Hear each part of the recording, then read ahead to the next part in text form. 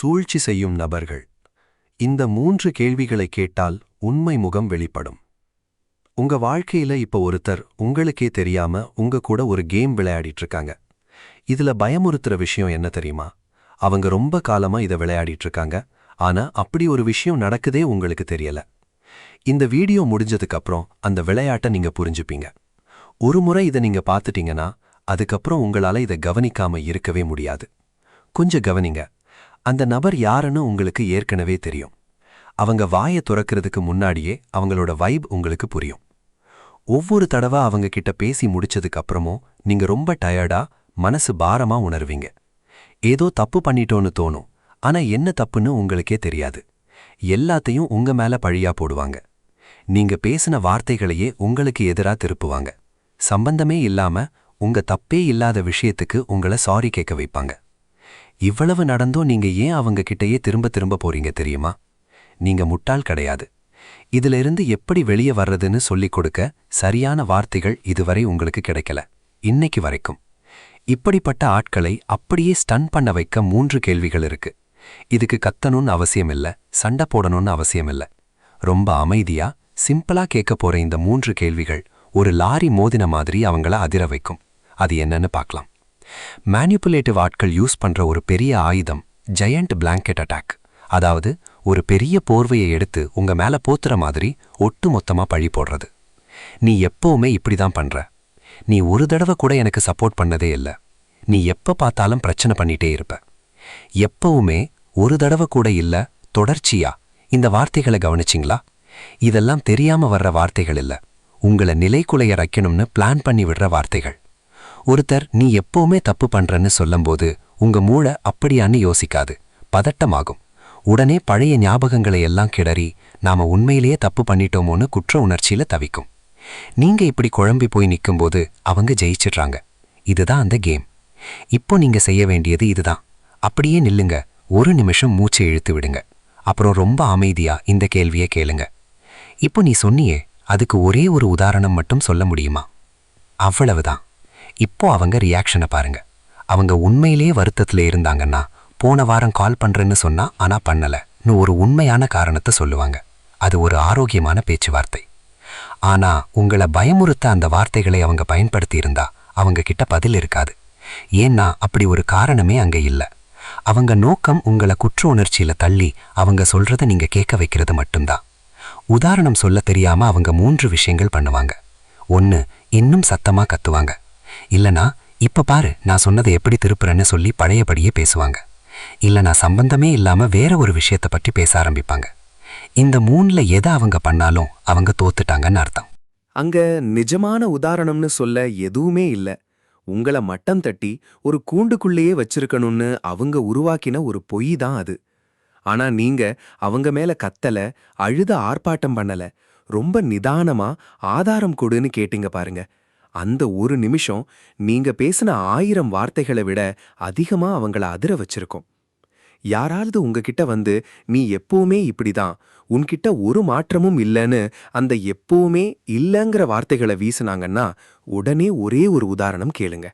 அப்புறம் பாருங்க காட்சிகள் எப்படி மாறுதுன்னு.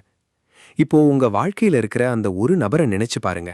அவங்க அந்த வார்த்தைகளை உங்ககிட்ட சொல்லும்போது நீங்க பதட்டப்படாம ரொம்ப அமைதியா அவங்க கண்ணை பார்த்து இதுக்கு ஒரே ஒரு உதாரணம் மட்டும் சொல்ல முடியுமா அப்படின்னு கேட்குற மாதிரி கற்பனை பண்ணுங்க. அந்த அமைதியில ஒரு பவர் இருக்கு பாத்தீங்களா? அங்கதான் நாம போக போறோம். இந்த கேள்வி ரொம்ப சாதாரணமா தெரியலாம். ஆனா இது ஒரு கதவு மாதிரி. மத்தவங்களை ஆட்டி படைக்கணும்னு நினைக்கிறவங்க தெரியாம இந்த கதவை திறந்து உள்ள வந்து அவங்களே பொறியில மாட்டிக்குப்பாங்க. உன்னை புரிஞ்சுக்கோங்க. மத்தவங்கள கண்ட்ரோல் பண்ண நினைக்கிறவங்க விஷயங்கள் சரியாகணும்னு குறை சொல்ல மாட்டாங்க. நீங்க கில்ட்டியா உணரணும், நீங்க ஒரு தப்பாளிங்கிற உணர்வு உங்களுக்குள்ள வரணும், இதுக்காகவே குறை சொல்லுவாங்க. அவ்வளவுதான் அவங்க பிளான். யோசிச்சு பாருங்க, எத்தனை தடவை அவங்க கிட்ட பேசி முடிச்சதுக்கு அப்புறம் பிரச்சனை முடிஞ்சதுன்னு திருப்தியா வெளியே வந்திருக்கீங்க? பெரும்பாலும் கிடையாது. எப்பவும் ஒரே மாதிரி தான் முடியும். நீங்க மனசு கஷ்டப்படுவீங்க, சாரி கேட்பீங்க, இன்னும் அதிகமா அவங்களுக்காக உழைப்பீங்க. ஆனா 2 வாரம் கழிச்சு திரும்பவும் அதே இடத்துல வந்து நிப்பீங்க. இது 2 மனுஷங்க உட்கார்ந்து பேசுறது இல்ல. இது ஒரு மிஷன். உங்களை எப்பவுமே நீ பத்தல, நீ ஏதோ கடன் பட்டிருக்கேன்னு நினைக்க வைக்கிற ஒரு மிஷன். இந்த மிஷனை எப்படி ஆஃப் பண்றது? அடுத்த முறை அவங்க உங்க மேல குறைகளை அடுக்கிக்கிட்டே வரும்போது சாரி சொல்லாதீங்க. நீ சொல்றது சரிதான்னு ஒத்துக்காதீங்க. அவங்க கண்ணை பார்த்து அடுத்த கேள்வியை கேளுங்க. நான் என்ன வேற மாதிரி செய்யணும்னு நீ எதிர்பார்க்குற? What would you like me to do differently? இந்த கேள்வி அவங்க பிளானை மொத்தமா சிதறடிக்கும். ஒருவேளை அவங்க சொல்ற புகார் உண்மையா இருந்தா, நீ லேட்டா வரும்போது எனக்கு ஃபோன் பண்ணு, அல்லது முக்கியமான முடிவெடுக்கும்போது என்கிட்ட ஒரு வார்த்தை கேளுன்னு ஒரு தீர்வை சொல்லுவாங்க. இது ஒரு ஆரோக்கியமான உறவுக்கான அடையாளம். ஆனா உங்களை குற்றவாளியா நிறுத்தணும்னு நினைக்கிறவங்க கிட்ட இதுக்கு பதில் இருக்காது. அவங்க என்ன சொல்லுவாங்க தெரியுமா? உனக்கு இதெல்லாம் சொல்லியா தெரியணும்? உண்மையிலேயே என் மேல அக்கறை இருந்தா நீயே கண்டுபிடிச்சிருப்ப. இந்த பதில்களுக்குள்ள இருக்கிற ரகசியம் என்ன தெரியுமா? என்கிட்ட தீர்வு கிடையாது, ஏன்னா எனக்கு தீர்வு வேணாம். நீ தப்பு பண்ணிட்டே இருக்கணும், நான் உன்னை மிரட்டிட்டே இருக்கணும். குழப்பத்தில் இருக்கிற ஒருத்தரை தான் சுலபமா கண்ட்ரோல் பண்ண முடியும். இனி யாருக்கும் அந்த அதிகாரத்தை உங்க மேல கொடுத்துடாதீங்க. இப்போ உங்க முகத்தை பார்த்து ஒரு உண்மையை சொல்லணும்னு நினைக்கிறேன். இந்த வீடியோவை பார்க்குற சில பேர் தப்பே இல்லாத ஒரு விஷயத்தை சரி பண்ண போராடிட்டு இருக்கீங்க. உங்களை நீ உடைஞ்சு போயிருக்கேன்னு அவங்க நம்ப வைக்க நினைக்கிறாங்க. ஏன்னா தன்னம்பிக்கை இல்லாத ஒருத்தர் தான் அந்த இடத்த விட்டு போகாம கிடைக்காத அன்புக்காக காத்துட்டு இருப்பாங்கன்னு அவங்களுக்கு தெரியும். தப்பு உங்க மேல இல்ல, அதை தட்டி கேட்க சரியான வார்த்தைகள் தான் உங்ககிட்ட இல்ல. இப்போ அது உங்ககிட்ட இருக்கு. கடைசியா அந்த பெரிய கேள்வி, இது அந்த நபர் உங்க கூட இருக்க தகுதியானவரா இல்லையான்னு காட்டிடும். மேனிப்புலேட்டிவ் ஆட்களோட ஒரே விதி, நான் எப்பவும் சரி, நீ எப்பவும் தப்பு. இதுவரை நடந்த எல்லா சண்டைகளையும் யோசிச்சு பாருங்க. கடைசியில யாரு சாரி சொல்றா? யாரு மேல எல்லா பழியும் விழுது? நீங்க தான். அவங்க கதையில அவங்க எப்பவும் நல்லவங்க, நீங்க தான் எல்லாத்துக்கும் காரணம். ஒருவேளை இந்த தப்புல உனக்கும் பங்கு இருக்குன்னு நீங்க மெதுவா சொன்னா கூட அங்க ஒரு பெரிய பூகம்பமே வெடிக்கும். பழைய விஷயங்களை தோண்டுவாங்க. அவங்க தான் கஷ்டப்படுற மாதிரி ஒரு நாடகத்தை ஆரம்பிப்பாங்க. தெளிவா தெரிஞ்சுக்கோங்க, இது ஒரு சாதாரண கருத்து வேறுபாடு கிடையாது. இது ஒரு மனப்போர். இதிலிருந்து உங்களை நீங்க தான் காப்பாத்திக்கணும். சாதாரண மனுஷங்க தப்பு பண்ணும்போது ஆரம்பத்துல கொஞ்சம் தயங்கினாலும் ஒரு கட்டத்துல சரி ஒருவேளை நான் இதை கவனிச்சிருக்க மாட்டேன், என் மேலேயும் தப்பு இருக்கலான்னு ஒத்துப்பாங்க. ஆனா உங்களை வெறும் ஒரு கருவியா மட்டும் பயன்படுத்துற ஒருத்தரால் அந்த வார்த்தைகளை எப்பவுமே சொல்ல முடியாது. ஏன் தெரியுமா?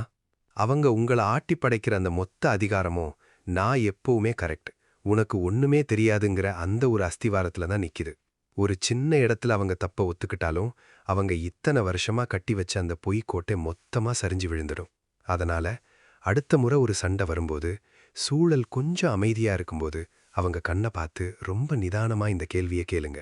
ஒருவேளை இந்த விஷயத்துல உம்மேல தப்பு இருக்க வாய்ப்பு இருக்கா? Is it possible that you are wrong about this? கவனிங்க, நீ தப்பு பண்ணிட்டேன்னு நான் சொல்லல, உம்மேல தான் தப்புன்னு நான் தீர்ப்பு எழுதல. அவங்களுக்கு ஒரு சின்ன வாய்ப்பு கொடுக்குறோம். அவங்க கௌரவத்தை விட்டு கொடுக்காம உள்ள வர்றதுக்கு ஒரு சின்ன வாசலை திறந்து வைக்கிறோம். உண்மையிலேயே உங்க மேல அக்கறை இருக்கிற ஒருத்தர் அந்த வாசலை பயன்படுத்தி உள்ள வருவாங்க. ஆமா, நான் கொஞ்சம் ஓவரா ரியாக்ட் பண்ணிட்டேனோன்னு தோணுதுன்னு சொல்லுவாங்க.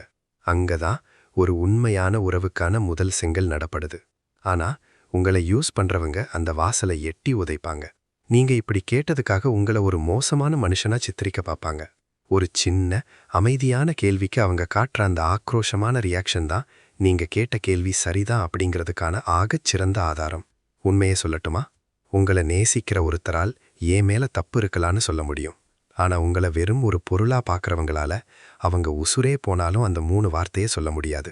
இதை வேணும்னா ஒரு டைரியில எழுதி வச்சுக்கோங்க.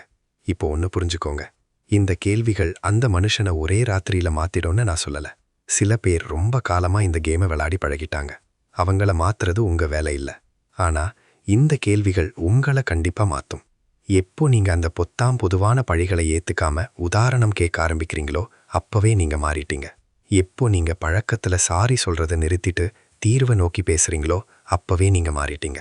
கைகள் நடுங்காம ஒருத்தர் கண்ணை பார்த்து உண்மையில தப்பு இருக்க வாய்ப்பு இருக்கான்னு கேட்குற அந்த நிமிஷம் நீங்க ஒரு புதிய மனுஷனா நிற்கிறீங்க. அவங்களுக்கு உங்க கோபத்தை கண்டு பயம் இல்லை, உங்க கோபம் அவங்களுக்கு இன்னும் தீனி போடும். உங்க அழுகையை கண்டு பயம் இல்லை, உங்க கண்ணீர் அவங்களுக்கு வெற்றியை தரும்.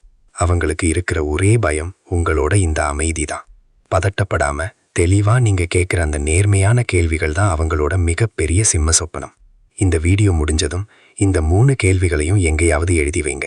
மனப்பாடம் பண்ண இல்லை. நேர்மையான கேள்விகளுக்கு பதில் சொல்ல தெரிஞ்ச மனுஷங்க ஏன் வாழ்க்கையில இருக்க தகுதியானவங்கன்னு உங்களுக்கு நீங்களே சொல்லிக்கிறதுக்காக. இந்த வீடியோவை பார்க்கும்போது யாராவது ஒருத்தரோட முகம் உங்க ஞாபகத்துக்கு திரும்ப திரும்ப வந்துச்சுன்னா அது தற்செயல் கிடையாது.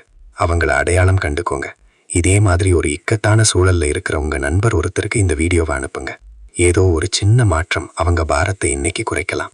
உங்களுக்கு எந்த கேள்வி ரொம்ப முக்கியமா தோணுச்சு? 1, 2 இல்ல 3 கமெண்ட்ல சொல்லுங்க. நான் எல்லாத்தையும் படிப்பேன். இதே மாதிரி ஒரு அசைக்க முடியாத தன்னம்பிக்கையை உங்களுக்குள்ள வளர்த்துக்கணுமா? அடுத்த வீடியோ உங்களுக்காக காத்துட்டு இருக்கு. அங்க சந்திப்போம். வாழ்க்கையில எல்லாத்தையும் விட முக்கியமானது உங்க மன நிம்மதிதான். உங்களை நீங்களே தப்பா நினைக்கும்படி செய்யற எந்த ஒரு உறவும் உங்களுக்கு தேவையில்லை. இன்னைக்கு நாம பார்த்த இந்த 3 கேள்விகள் வெறும் வார்த்தைகள் இல்ல. இது உங்களுக்கான தற்காப்பு ஆயுதம். இதை சரியான இடத்துல பயன்படுத்துங்க.